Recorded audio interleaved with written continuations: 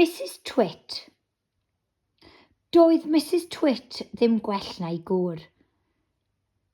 Nid oedd ganddi wrth gwrs wyneb barfog, trueni, oherwydd byddai hynny o gwbl wedi cuddio'r rhywfaint o hylltra brawychus ei wyneb. Edrychwch arni. A ydych chi erioed wedi gweld dynes a wyneb mor ofnadwy a hyn? Dwi'n ame. Ond y peth od yw na chafodd Mrs Twit ei geni yn hyll. I ddweud y gwir, roedd hi'n eithaf tlws pan oedd hi'n ifanc. Roedd yr hylltra wedi ei gwenwyno o flwyddyn i flwyddyn wrth iddi heneiddio. Pam fyddai hyn yn digwydd? Dwi'n eich clywed chi'n holi.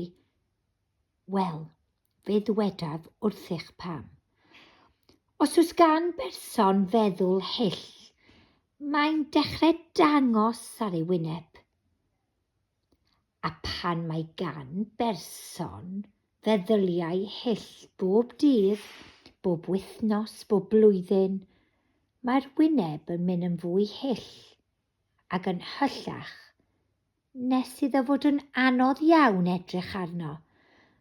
Nid yw person sydd â meddyliau da byth yn hyll. Gallwch chi gael trwyn cam, ceg i gamogam, gen ddwbl neu ddanedd pigog, ond os oes gennych chi feddyliau da, fe fydd pobl yn edrych arnoch chi'n hyfryd. Doedd dim byd yn hyfryd am Mrs Twit.